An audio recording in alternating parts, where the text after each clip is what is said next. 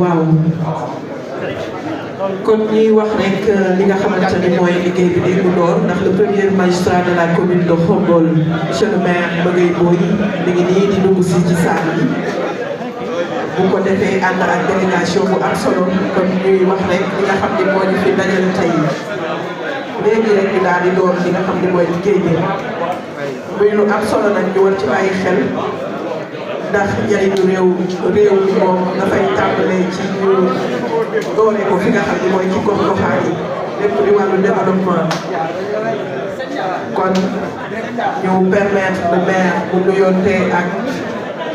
le bureau municipal ñu gis ci la première adjointe au maire Adjaratou Mbarou Dieng madame Henriette Fara Ndaw di la troisième adjointe au maire ñoo ngi noonu ñu ànd ak délégation bu am solo di nuyoo macha allah ñu gis li nga xamante ni mooy suñu mag Abdou Diop di ko xam ni saa bu ko gisee rek ay jéego waaw nee na moom mooy vice président comité d' organisation du centenaire macha allah muy lu am solo. kon bu ko defee rek xam naa ni ñu leen permettre ñu toog dañuy daal di door li nga xamante ni mooy liggéey bi. waaye li nga xamante ni moo waral ndaje bi di journée de lancement projet bu am solo bi nga xamante ni tey bu ko doomi Khombole wala képp koo xamante ni dëkk nga Khombole fexe ba def ko moomeelu boppam dina am jeexital ci askan wi. ñuy jox cër bu baax a baax imam bi nga xamante ni moo jiite koñ bii di ginnaaw raay wante jox cër ki nga xamante ni mooy le chef de quartier di Adama Ndiaye nekk président délégué de quartier yi nga xam ne ñoo ngi fii ci Khombole buñ ko nuyoo rek mu nuyul ñu délégué de quartier yëpp mais bu ñu nuyoo imam aussi mu nuyul ñu képp koo xamante ni imam nga nekk ci commune bu Khombole. kon muy am solo ñu fàttali leen ni li nga xam ne moo tax a jóg penc bi damay faral di wax naan nañ ko def doo gis rek nañ ko waxtaane moo koy jiitu loolu sabab nag le maire de la commune ànd ak conseil municipal bi yëpp rawatina commission bi nga xamante ni mooy wàllu fiscalité locale ci njiit li di Mamadou Ndiaye ñu fas yéene séddoo ak doomi Khombole yi waa Khombole li nga xamante ni mooy njariñu projet bii di natt naatal natt nag am na lu ci wax ku natt yaakaar nga ne di nga teggi te boo teggee li ci gën a am solo mooy mu naatal sa kër li nga xam ne day naatal dëkk bi nag dafay am jeexital ci njaboot bi looloo sabab rek ndaje mi tey xam naa bu ñu bàyyee ba le maire toog ñu daal di dugg nag ci nga xamante ni mooy fi indi tey di programme bu am solo comme ni ma koy faral di waxee rek kenn ku nekk dangaa war a fexe laata ngay laaj ñu ne dëkk bi mën a nga wax lan nga mën a dëkk bi ak lan nga def. kon ñuy joxaat cër bu baax a baax ñi nga xamante ni ay étudiants lañ ñu tàggat leen ñu fas yéenee dugg ci biir dëkk bi ngir mën a jëli li nga xamante ni mooy xalaat yi nekk ci askan wi wante xelal leen ñu xamit li nga xam ne mooy collecte yi ñuy def ban njariñ lay am ban jeexital ci dundinu dëkk bi mu jëm ci wàllu yokkuteem. kon loolu dafay am solo ñu wax ko di jox cër bu baax a baax ñi nga xamante ni ñoo fi nekk ci sama ay nattangoo di waa presse. moo xam presse locale presse régionale ba ci presse internationale ñoom ñëpp ñoo leen jox cër bu baax a baax di leen dalal jàmm kon li ñuy njëkk a def rek bu dee liggéey bi yemb na ndax président Mamadou Ndiaye bëggoon naa koo seen bu ko defee ñu jox imam mu daal di def ñaan ñu mën a daal di door li nga xamante ni mooy liggéey bi macha allah kon mi ngi nane ñëw leen di nuyu. Non, non, c'est bon. waaw imam Matar Sarr kon mbokk yi dañuy daal di door li nga xamante ne liggéey bi comme ni ñu ko suñu diine mayee lu ñuy door dañu ko sumb dañuy dékk suñu loxo laaw buur bi mu may ñu door ko ci bismillahi rahmaani rahim daal di koy jeexal ci alhamdulillahi rabbil alamin suñu borom may mën na loolooy tax rek ñu dénk kàddu yi di ko jox imam Matar Sarr mu defal ñu ñaan ñu soog a door li nga xamante ni mooy liggéey bi imam asalaamaaleykum.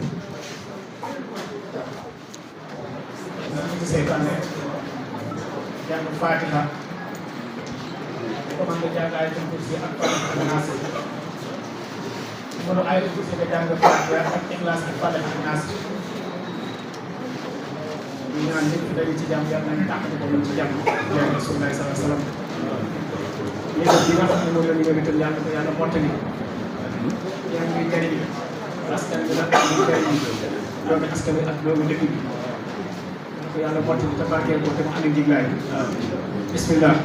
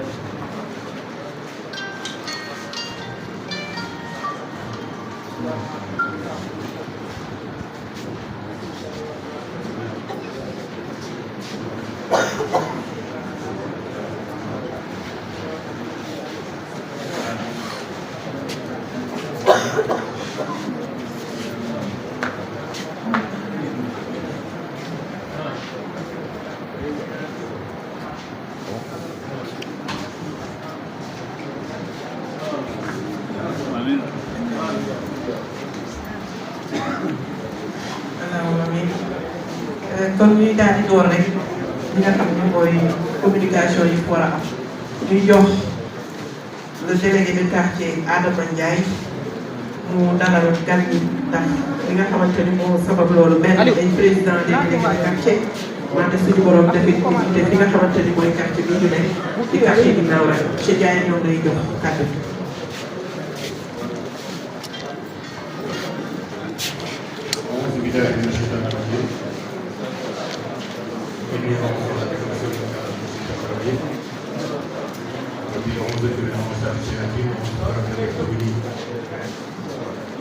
Assalamualaikum warahmatullahi taala wabarakatuh.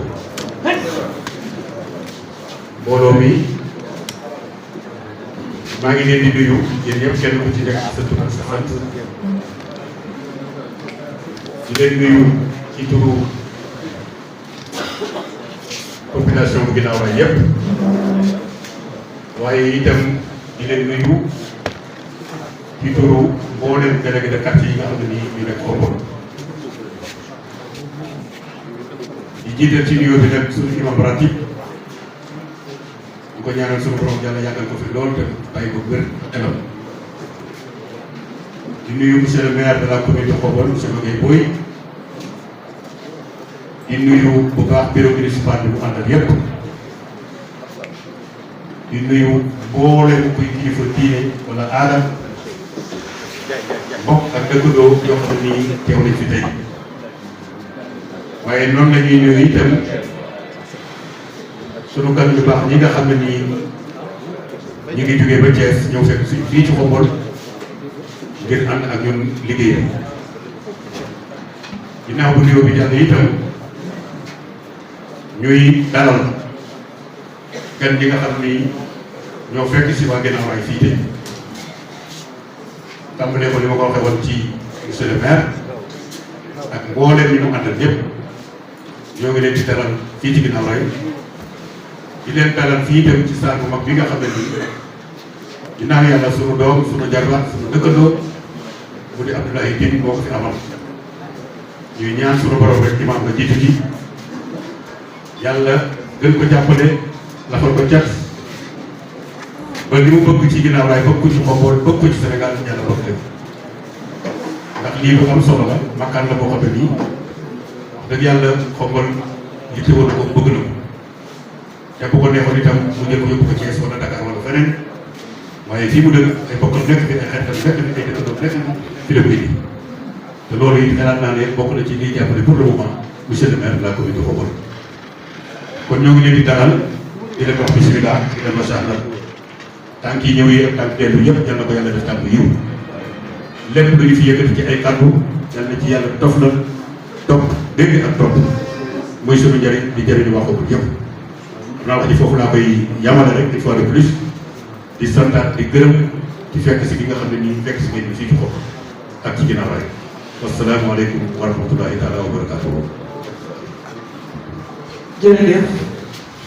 ñu koy jox ci bu baax a baax di jox ci délégué de quartier yi nga xamante ni ñoom la jiite wante fii ñu taxaw tamit di moomeelam muy ginnaaw raay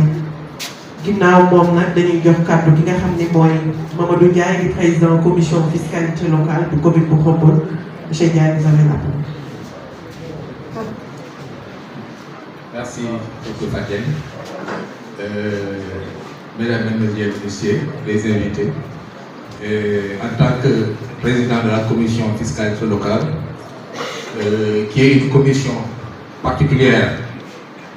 composée par des délégués de quartier, je reviendrai tout à l'heure sur l'importance de cette commission-là,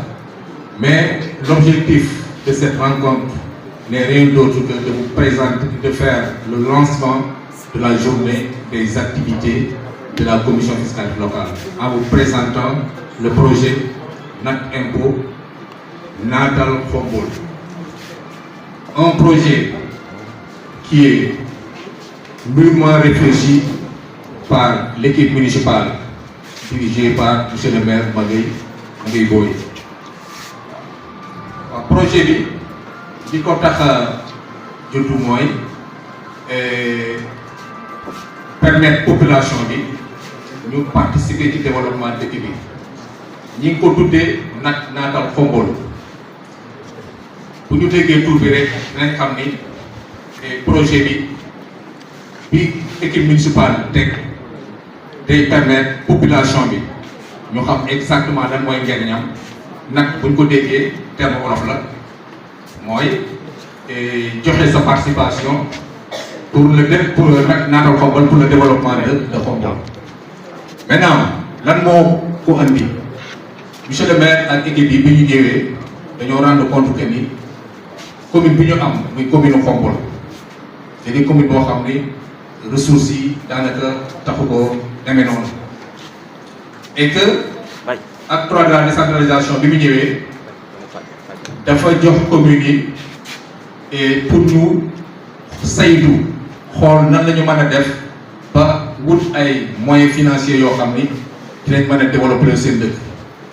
ñun ñëpp xam nañ que ni bi ñuy soog a ñëw au pouvoir daanaka defuñu benn ak ñaari at ay projet ay investissement yu taxaw génn ba ñëpp Khombole waa yëpp teg seen bët ñu ni est-ce que ñun dañoo war a yem foofu ñu ni déedéet ni l'équipe municipale di def ba dem wuti koom-koom commencé di développer dëkk bi réalisation yi ñëpp gis ko mu visible ñu ci bari fàccee xam naa dina ci revenir naa trop ci kanam cité ci quelques réalisations sans pour autant ñu demander pour implication population bi monsieur le maire ak équipe municipale ne dañu yam foofu dañuy teg benn projet bu innovant ñu tudde ko Nat Impôt Natal Khombole. Projet boobu lan la projet boobu da di ay impôts yoo xam ni gox yi nekk Sénégal yëpp amul daanaka ñenn ñu ko doon utiliser ñu am chance nag am koo xam ni xañ na ci liggéeyam xarañte na xarañ boo xam ni def na benn projet boo xam ni tout à l'heure technicien service des impôts et domaines monsieur le maire moom ci boppam dina ko présenter clairement ba population bi jot ko mais ñun commission fiscalité locale suñu njëriñ mooy lan mooy sensibiliser population bi ñu xam lan mooy projet boobu lan mooy impôt local ndax dañuy seetlu que ni Khombole ñu ci bari dinañ bëgg a participer au développement de la localité mais xamuñu fan la ñuy jaar ñu ni projet bi Nat Impôt Natal Khombole buñ ko présenter population bi ñu ci bari dinañ xam exactement fan la ñuy mën di jaar pour ñëw jàppale maire bi nga xam ni mi ngi def ay jéego yu rëy pour développer Khombole. ñu ni naatal impôt yan impôt lay viser impôt yi mi ngi jóge ci ñi am ay kër impôt yi mi ngi jóge ci ñi nga xam ni dañuy am benn activité commerciale muy borom magasin yi borom cantine yi borom boutique yeeg yooyu yëpp ñu ni nan la ñu mën a convaincre ñëpp ñi nga xam ni war nañoo mën a fay impôt pour dooleel koom-koomu dëkk bi nan la ñu mën a def mooy ñu invité waa dëkk bi yëpp ci benn cérémonie boo xam ne ñoom ñëpp ku ci ñëw di boo delluwaatee sa kër di nga xam exactement nan nga mën a def pour dugal sa loxo ci koom-koom bi ba nga xam ne Khombole dafay gën a développé waat parce que maire bi ñu ngi def ay jéego yu rëy ñu seq ko ak wax naa ko léegi benn commission boo xam ni commission fiscale locale la ñi ko composé ay délégués de quartier délégués de quartier mooy ñan mooy ñi nga xam ni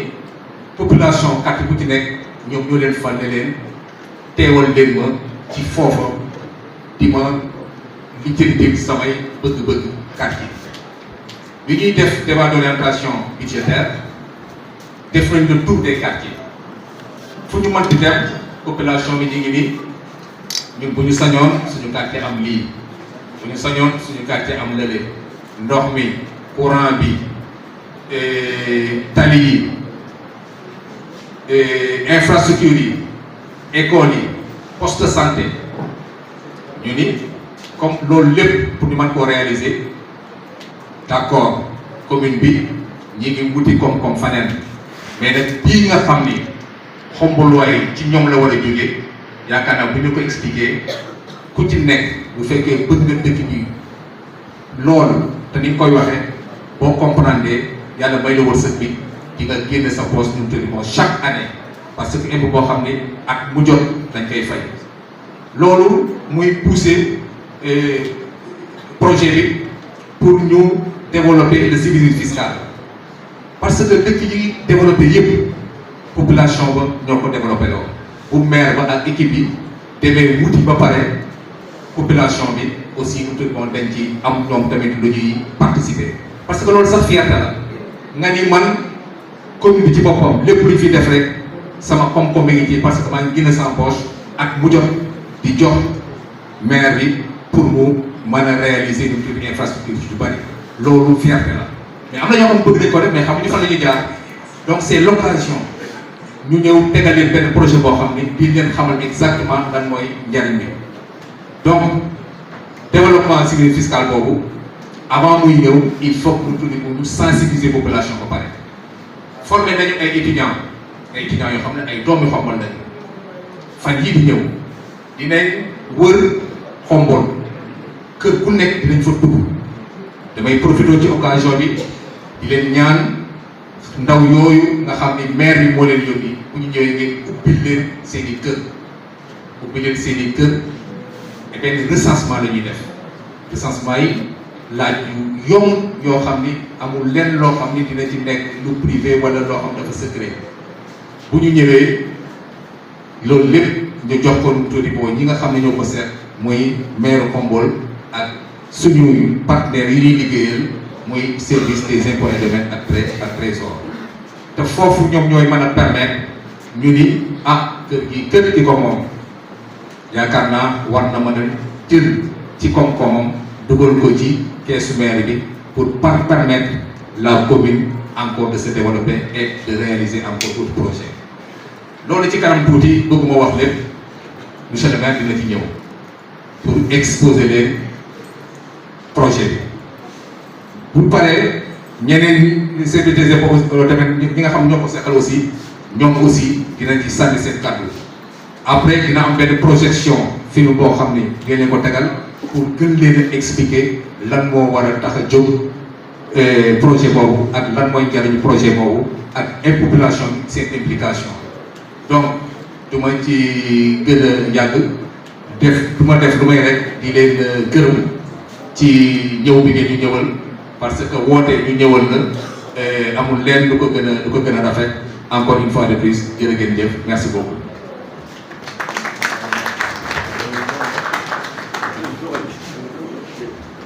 ñu koy jaajëfal bu baax a baax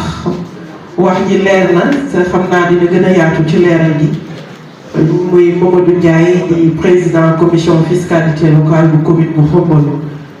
bu daaneele kàddoom ki nga xam ni moom la ñuy jox mooy le représentant des services des impôts bi fi teew xam naa jotuñu ma jox turam mais bu ko defee mu Traoré waaw ngoon monsieur Traoré voilà.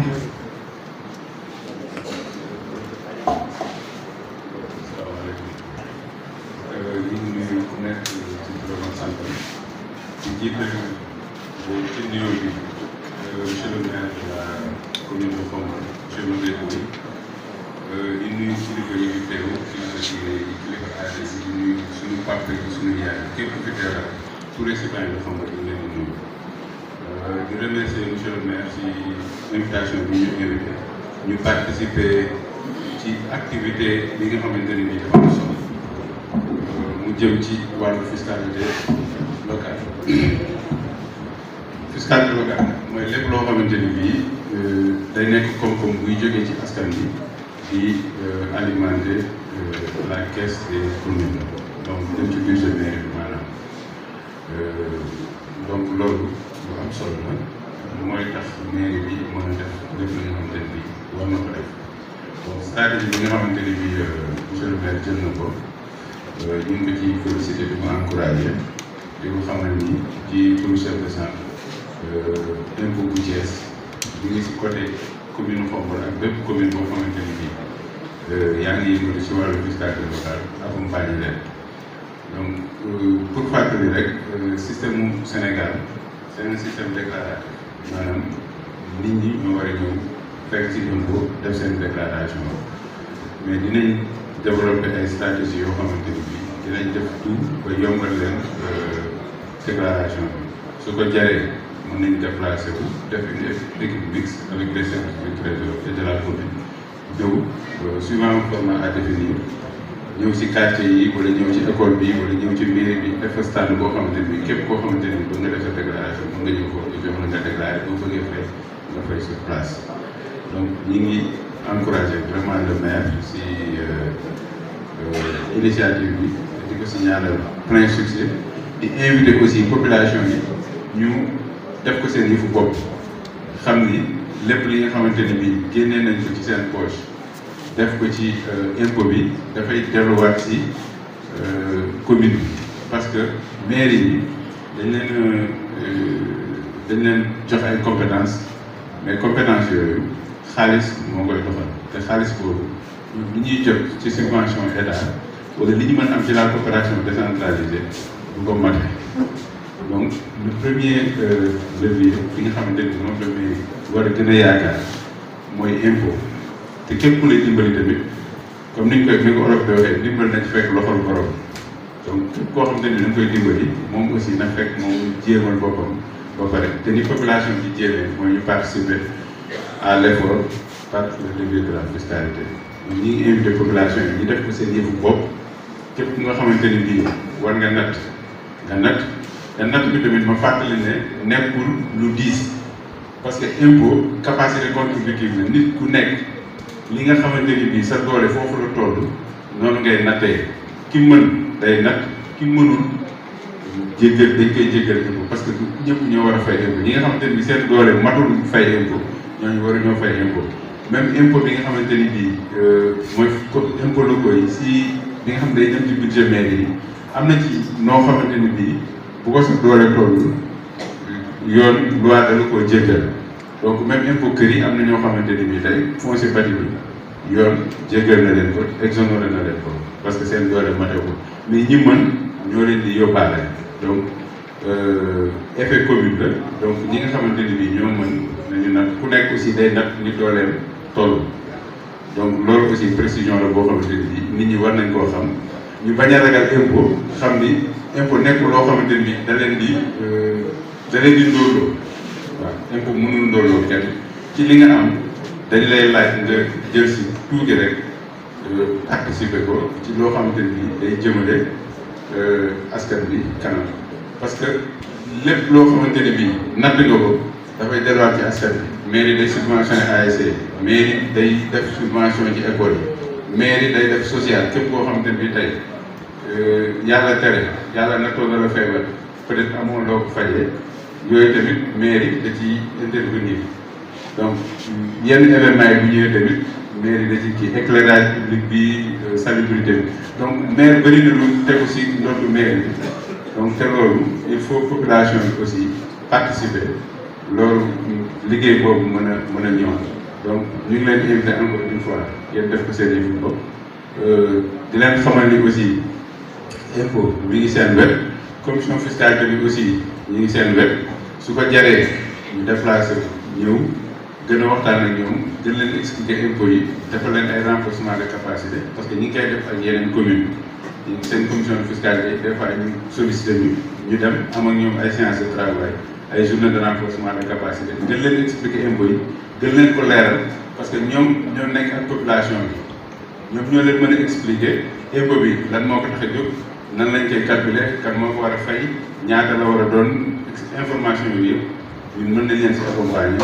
renforcer leen ba nga xamante ni bu ñuy wax ak population bi dañ leen mën a jox information boo xamante ni information bu leer lay doon information bu crédible lay doon donc nous sommes à votre disposition pour vous accompagner pour la réussite de la campagne Natt Naatal Khombole donc maa ngi jégalu si kàddu yi mënoon na ñaari sax parce que teew nañ fi mais suñuy kilifa tamit teew nañ fi ñi nga xamante ni Dakar lañ jógee en l'occurrence monsieur Mbaye nekk bureau des collectivités territoriales ñoom ñoo yor lépp loo xamante ni dafa jëm ci wàllu impôt locaux yi si Sénégal yi donc ñoom ñoo yor pilotage bi ñoom ñoo yor management bi donc xam naa si kanam si présentation bi dina ñëw gën a expliquer gën a leeral yu bëri yu gën a leeral donc ci gàttal kàddu yooyu laa amoon lu ma ciy sànni di dellu aussi di leen nuyu ku nekk si turam ak sax. ñu jaajëfal bu baax a baax monsieur Traoré ñu fàttali leen moom mooy représentant des services des impôts macha allah ñuy jox ci bu baax a baax liggéey bi nga xamante ni monsieur le maire ak équipe bi mu ànd ak ñoo koy def junj na ko sànq lépp loo xam ne askan waa ngi koy laaj naan nan ñu ko defal fekk na booba da nga war a contribuer ba pare ndax nag gafakat dëkk bi mënul yenn yi mais bu ñu amee fu ñu taxawee ci trésor ñu gis ni impôts yi commune Khombole ñoo ngi def seen kéem kàttan projet yi day romb pour ñu teg seen tànk fii ci biir commune bi kon ñuy dalal ki nga xamante ni moom la juju léegi di monsieur Albert Mbaye di représentant des bureaux du bureau des collectivités territoriales monsieur Mbaye waaw ba tey. asalaamaaleykum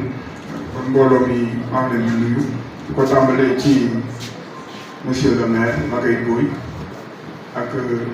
bureau municipal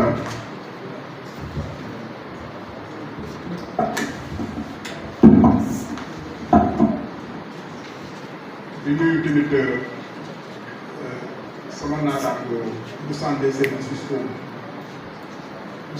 fiscaux de Thiès di nuyu président commission fiscalité locale bi ak délégué de quartier di nuyu tamit mbooloom mi fi teew di liy dëkk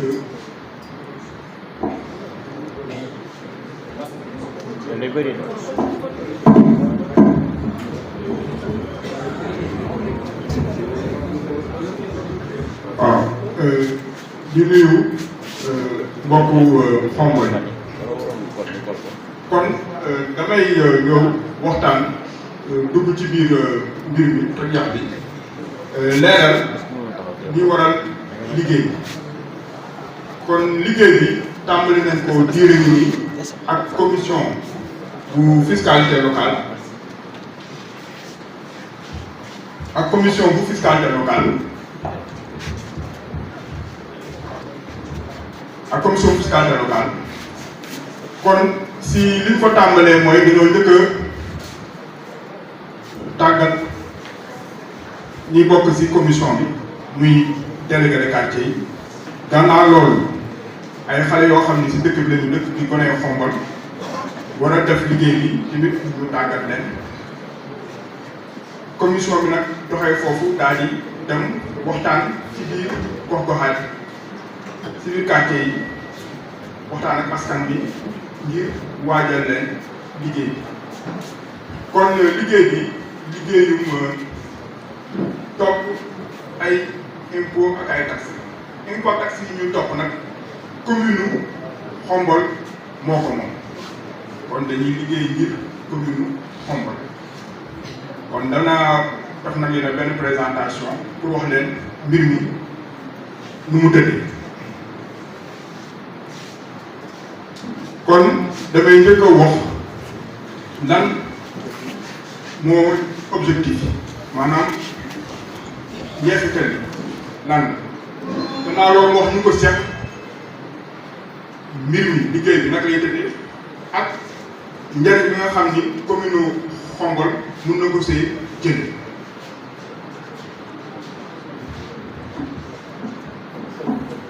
waaw jërëjëf kon bu njëkk bi mooy waa CADAS dañoo jàppale commune Xombol ngir xam fan la ñu war a teg infrastructure gestion bu ordure ménagère donc yii mooy point de collecte yi nga xam ni Sonaget ak Promojet ñu ngi koy def si dëkk yi ñaareel bi mooy dañuy constituer ay base de données maanaam dañuy bind nit ñi ci wàllu taxe ak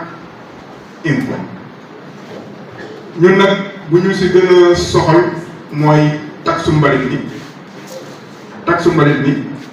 waaye dañ ci toftal yeneen impôt yi tudd nañ ko sànq lu mel ni foncier bâti ak foncier non bâti maanaam impôt kër ak impôt parc liñ ko ciy boole waaye tom bi moo ñu gën a yitteel maanaam taxe bu enlèvement bu ordure ménagère ñun ca tam dëkk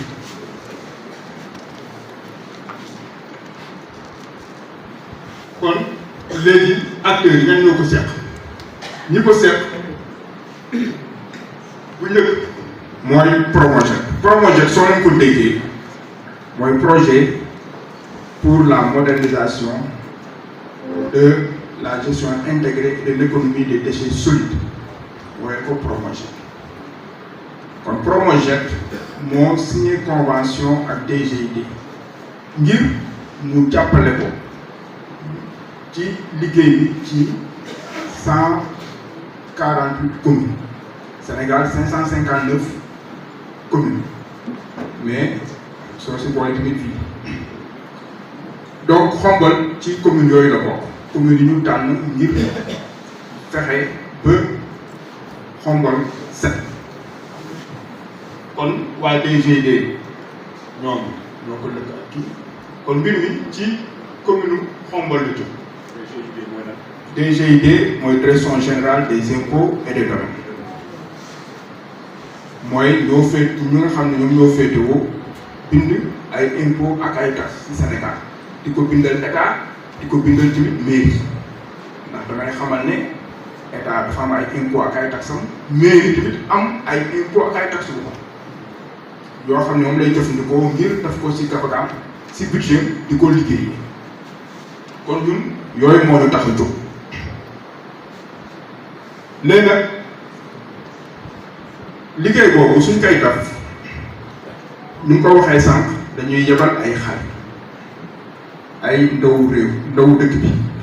ndaw yooyu nañ dugg këroo kër laaj ngir bind nit ñi damay fàttali ne jëlum mbalit ñu jëlal sa mbalit ku nekk war ngaa cotiser cotisation boobu la ñuy woowee taxe sur les ordures ménagères kon dañuy dugg kër bu nekk ñu laaj xool kër gi ni mu tëddee xale yi nag suñuy ñëw si yéen dañuy sol t-shirt bu weex yi ñu bind si direction générale des impôts et domaines bind si Promojet ñu yore badge commune bi ak mbaxane xam naa ni da ngeen xàmmee xale yi ndax xale yi si dëkk bi lañ dëkk kon nii la ñuy ñëwee si yéen nii la ñuy duggee si kër yi. gannaaw loolu lii jiitu liggéey bii dañoo jël drone suñu naataangoo cadastre yi di service bu bokk si biir DGID dañoo jël drone tiim Xombol bi ñu tiimee Xombol ñu photo kër yi photo parcelle yooyu lay xale yi jëfandikoo kon ñoom parcelles yi dañ koy jël dugal ko si biir tablette kon xale yi suñuy ñëw si yéen dañuy yor ay tablette yooyu